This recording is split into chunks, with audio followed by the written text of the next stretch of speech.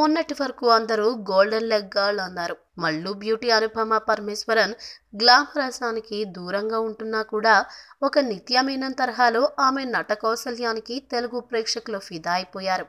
ముందు ఆ తర్వాత ప్రేమం హిట్ అయ్యాయి.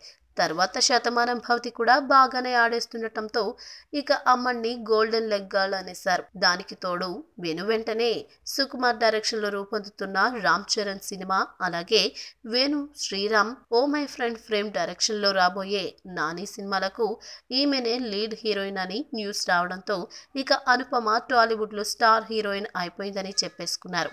కానీ సడన్ గా అక్కడే ఒక దెబ్బ పడింది. ఏం జరిగిందో తెలియదు కానీ రామ్ చరణ్ సరసన సుకుమార్ సినిమాలో అనుపమ పరమేశ్వరన్ ను తప్పించేశారు. అమ్మడి స్థానంలో వేరే స్టార్ హీరోయిన్ ను ఎంపిక చేస్తారని తెలుస్తుంది.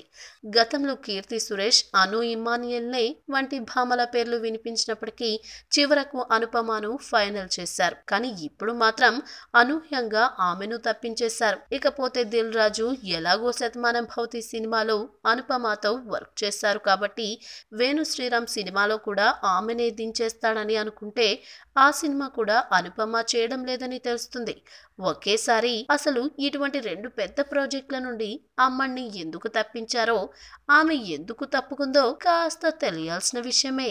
ఈ వీడియో మీకు నచ్చినట్లయితే సబ్స్క్రైబ్ చేయండి. ఫిలిమి స్టార్స్ బోలెడంత న్యూస్ బోల్డ్ గా.